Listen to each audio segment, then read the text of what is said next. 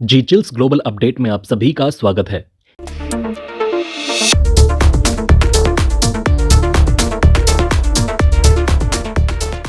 United nation में एक बार फिर से भारत की बड़ी जीत हुई है।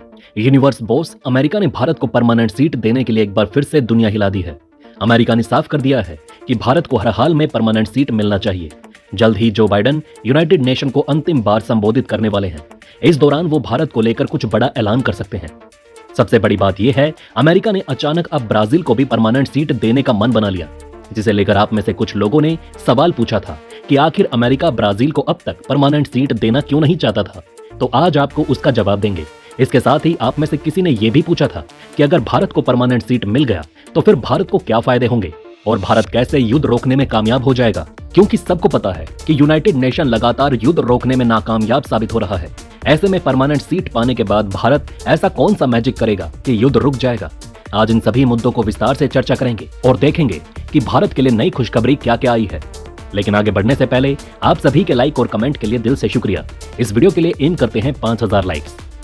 संयुक्त राष्ट्र सुरक्षा परिषद में सुधार की मांग पर भारत लंबे समय से जोर दे रहा है और पिछले कुछ दिनों से काफी दिग्गज लोगों ने भारत को परमानेंट सीट देने की आवाज उठाई है, जिसमें यूनाइटेड नेशन के महासचिव, पूर्व प्रमुख और यूएनजीए के अध्यक्ष भी शामिल हैं। अब अमेरिका ने भी इस बार अपनी बात रखी है और ऐसा लग रहा है कि इस साल के अंत तक भारत को लेकर यूनाइटेड नेशन में कुछ बड़ा होने जा रहा है। तब तक हम आपके लिए यूनाइटेड नेशन से जुड़े सभी अपडेट तेजी से लाते रहेंगे। दरअसल अमेरिका ने सुरक्षा परिषद में सुधार के नए प्रस्ताव दिए हैं और भारत, जापान और जर्मनी को स्थायी सदस्यता देने के अपने पुराने समर्थन को फिर से दोहराया है।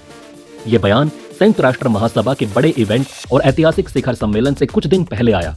इस सम्मेलन में पहले पीएम मोदी भी जाने वाले थे, लेकिन अब यहाँ विदेश मंत्री एस जयशंकर का संबोधन होगा, जिसका एक अपडेट आपको इसी चैनल पर मिलेगा। इस सम्मेलन में हिस्सा लेने के लिए न्यूयॉर्क में वैश्विक नेता इकट्ठा हो रहे हैं। इसी बीच अमेरिका की संयुक्त राष्ट्र में राजदूत लिंडा थॉमस ग्रीनफील्ड ने पूरी दुनिया को फिर से चौंकाते हुए कहा कि अमेरिका अफ्रीकी देशों को सुरक्षा परिषद में नॉन परमानेंट सदस्यता देने के साथ साथ 2 अफ्रीकी देशों को परमानेंट सदस्य बनाने का भी समर्थन करता है। इसके साथ ही कहा कि अमेरिका छोटे द्वीप वाले विकासशील देशों के लिए यूएनएससी में नई सीट का समर्थन करता है।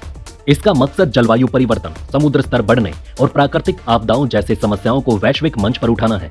बड़े द्वीप वाले देशों जैसे इंडोनेशिया और सिंगापुर को पहले ही सुरक्षा परिषद में सीट मिल चुकी है और अब छोटे द्वीप वाले देश जैसे मालदीव और फिजी को भी सीट देने की बात हो रही है, ताकि उनकी समस्याओं को वैश्विक मंच पर उठाया जा सके।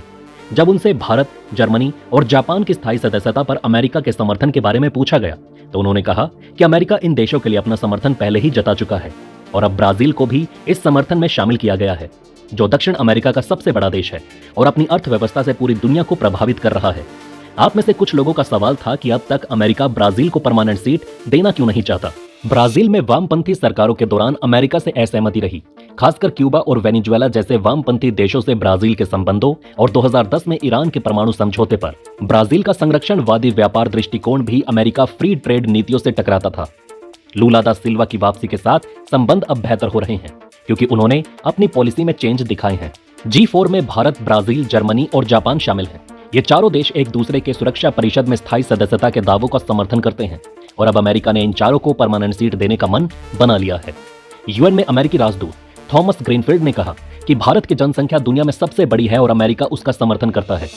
आपका अगला सवाल था कि अगर G4 देश भारत, जर्मनी, जापान और ब्राजील को यूएनएससी में परमानेंट सीट मिल जाती है तो ये कैसे युद्ध रोकने में कामयाब होंगे। तो देखिए, सीधी बात है, इन देशों का ग्लोबल अनुभव और ताकत अलग अलग क्षेत्रों में फैला हुआ है। भारत जैसे देश ने हमेशा शांति और कूटनीति को बढ़ावा दिया है। ऐसे में जब इन देशों की आवाज सीधा सुरक्षा परिषद में सुनाई देगी तो दुनिया में शांति स्थापित करने के लिए इनकी भागीदारी और मजबूत होगी। भारत का शांति और कूटनीति को बढ़ावा देने का लंबा इतिहास रहा है और इसे कुछ उदाहरणों से बेहतर तरीके से समझा जा सकता है। भारत का शांति और कूटनीति में हमेशा एक बेहतरीन रिकॉर्ड रहा है।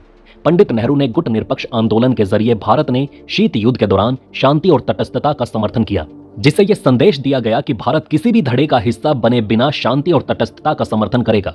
अगर भारत जैसी सोच सुरक्षा परिषद के स्थायी रूप में शामिल होगी तो शांति को बढ़ावा देने के लिए ये एक बड़ा कदम होगा।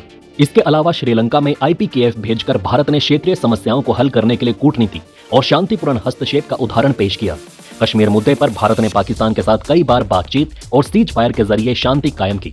साथ ही भारत ने संयुक्त राष्ट्र शांति मिशनों में करीब 2 लाख सैनिक भेजे हैं।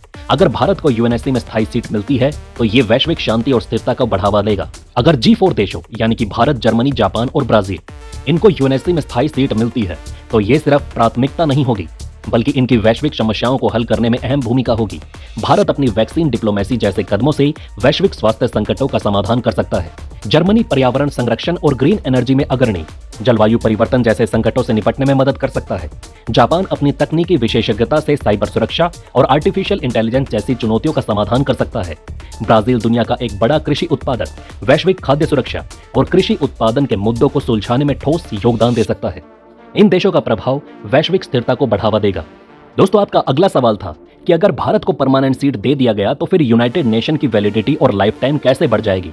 तो देखिए, सीधी बात यह है कि जब सुरक्षा परिषद में विविधता आएगी और सिर्फ पुराने देशों का बोलबाला नहीं रहेगा, जो पुराने P5 आज परमानेंट सीट पर बैठे हुए हैं, उनकी मानसिकता कोल्ड वार और वर्ल्ड वार के समय की है और वो आज भी सभी मुद्दों को इस लेंस से देखते हैं जिसके कारण दुनिया आगे नहीं बढ़ पा रही। लेकिन अगर इसमें नए देशों को शामिल किया जाएगा तो इससे यूएनएससी की भूमिका और भी मजबूत होगी, क्योंकि वो एक अधिक व्यापक और आधुनिक दुनिया की समस्याओं का सामना करने के लिए तैयार होगी। अगर यूएनएससी की बात करें तो इसकी वैलिडिटी और लाइफ बढ़ाने के लिए सबसे जरूरी ये है कि इसमें विविधता हो। अभी तक इसमें वही पुराने ताकतवर देश जैसे कि अमेरिका, रूस, चीन, फ्रांस, यूके हैं, जो कई दशक पहले शक्तिशाली थे। लेकिन अब दुनिया बदल चुकी है और नई ताकतें उभर चुकी हैं। आइए जरा एग्जाम्पल से समझते हैं। जैसे अभी के सदस्यों में अमेरिका, रूस, चीन जैसे देश हैं जिनका हमेशा से ही बोलबाला रहा है। लेकिन अब दुनिया में सिर्फ ये देश ही नहीं बल्कि भारत, ब्राजील, जापान, जर्मनी जैसे देश भी बड़े और अहम बन चुके हैं। अगर ये नए देश भी सुरक्षा परिषद में शामिल हो जाते हैं तो वैश्विक फैसलों में और भी संतुलन आएगा। इससे यूएनएससी सिर्फ पुराने देशों का क्लब नहीं रहेगा बल्कि दुनिया की नई और आधुनिक तस्वीर को भी शामिल करेगा। पुराने सदस्य देशों का ध्यान कई बार पारंपरिक मुद्दों पर ही रहता है, जैसे युद्ध या शीत युद्ध से जुड़ी चिंताएं। लेकिन G4 जैसे देशों के आने से परिषद की प्राथमिकताएं बदलेंगी। उदाहरण के तौर पर भारत और जर्मनी जैसे देश पर्यावरण, जलवायु परिवर्तन, साइबर सुरक्षा जैसे मुद्दों पर ज्यादा फोकस करेंगे, जो आज की दुनिया के लिए बेहद जरूरी हैं। अधिक संतुलित फैसले। अगर सिर्फ पुराने ताकतवर देशों का दबदबा रहेगा तो कई बार छोटे और विकासशील देशों की आवाज दब सकती है, जिसके कारण भेदभाव का खतरा बढ़ेगा और युद्ध बढ़ सकता है। लेकिन जब G4 जैसे देश शामिल होंगे तो विविधता बढ़ेगी और विकासशील देशों के मुद्दों पर भी सही से चर्चा होगी। जैसे अफ्रीका के देशों के मुद्दों पर ब्राजील और भारत जैसे देश बेहतर तरीके से उनके पक्ष में बोल सकेंगे। इससे यूएनएससी की प्रासंगिकता यानी वैलिडिटी बढ़ेगी, क्योंकि अब ये सिर्फ पुराने समय की परिषद नहीं रहेगी बल्कि ये समस्याओं और दुनिया की बदलती तस्वीर को ध्यान में रखते हुए काम करेगी। इस तरह सुरक्षा परिषद की लाइफ और इम्पैक्ट दोनों बढ़ जाएंगे। दोस्तों, आप अपने सवाल नीचे कमेंट बॉक्स में डाल सकते हैं। इस वीडियो में फिलहाल इतना ही। आप देख रहे थे जी चिल्स। जल्द पूरे होंगे आपके सारे विल्स। धन्यवाद।